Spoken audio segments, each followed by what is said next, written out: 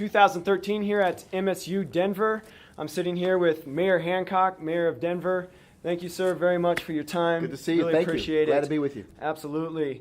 So right off the bat, I wanted to start with Denver's got a hoppin' music scene. Mm-hmm. What value do you see in our independent music scene, like the bands you saw here today, but also great cultural organizations like the Colorado Symphony? Sure.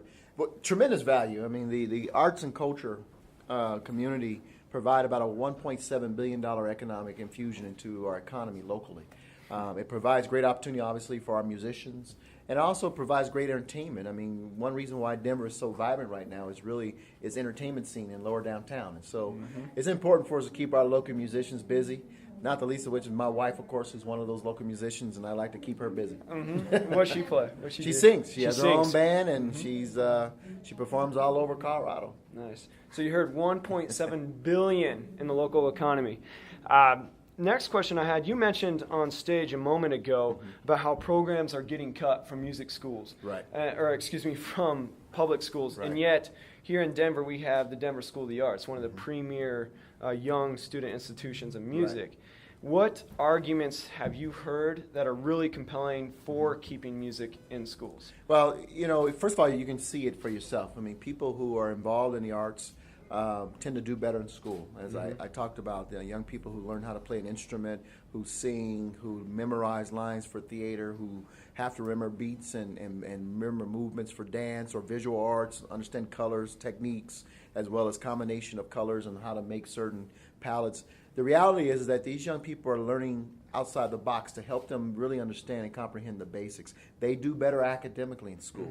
And it's unfortunate that we pull back because of pull back from the arts because of financial considerations. But the reality is these kids do better. And so I celebrate the Denver School of the Arts. I know those kids, a lot of those kids personally.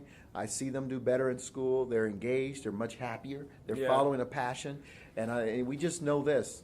People who are able to engage in their passion tend to be much happier in life. More productive, happier than.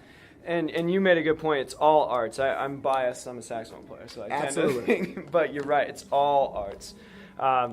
Another question is, we've got a great thing going with Create MSU Denver, and what can we do as young entrepreneurs and as programs like that to promote ourselves more within your term? And what can we do to get more involved in the actual economics of this city? I think you keep talking about it, obviously.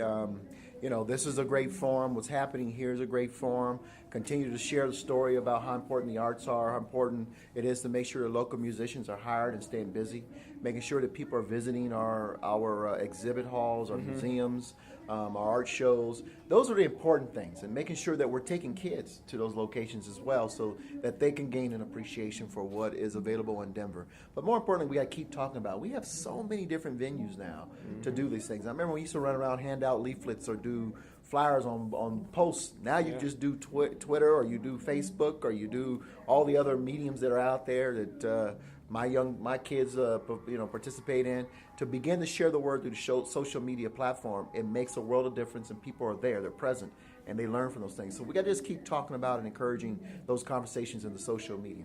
Absolutely. Completely agree. What about, you've got a campaign called Jump Start. Yes. Now, I know that I saw it's a competition for a business plan. Have you seen any musicians get involved in that? I not to my knowledge. Or artists. I've seen artists do it. No, they're primarily, like I said, the technology, cutting-edge technology, software, advanced manufacturing type businesses that have been involved. But, everyone can participate. So we're looking for the creative arts as well. Come on and be a part of it. But it's a business competition that kicks off very soon, actually, I think in about a month. And, a small business, an entrepreneur can win $50,000 in cash, as well as receive a plethora of technical assistance in their business strategy. They get accounting and financial management services. They get some tutorial or assistance in finding some venture capital to help with their business strategy, marketing support. So there's some real opportunity there for an entrepreneur or a small startup. Yeah, I know I could use a lot. I could do a lot with that 50,000. That's right. We could, right? I bet you could. Yeah, play a lot more around town, that's for sure. Right. And that's actually something that's kind of interesting as we've seen as musicians, is now it is up to us to actually make our business happen. Venues around the city expect musicians now to draw a crowd to their place of business, which is very difficult to do because you got to have some really hot stuff to get people to come out. But I'm really excited about the prospect of now we have leverage as musicians for the first time in a long time. Musicians have always been, well, they're creative and they kind of do their weird thing over there. It's fun, but now I see us as a viable business and that we draw crowds. Have you thought of using local musicians in campaigns or within your term? Oh, absolutely, I did. Nice. And when I ran for mayor, I would get on stage with local bands. And again, my wife's a musician, so I know a lot of the musicians. I'd show up at their jam sessions or concerts, and I'd jump on stage and I'd sing with them. I don't sing very well at all. I was going to ask you play but anything? It was more enjoyable and hysterical than anything.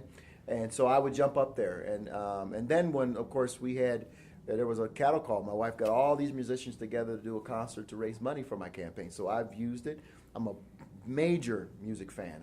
I got lots of music on my smart device. I spend a lot of time just plugging in. And if I go out and work in the yard, I'm listening to music. So music is a major part of my life. It's a major part of our society. It's it's the universal language. You know that, being a musician, right? Yep. And I tell folks about this, no matter where you go in the world, music is the one language that everyone understands and gets. And we just got to continue to give, allow for the appreciation to grow. Yeah, the language of emotion, absolutely. That's right.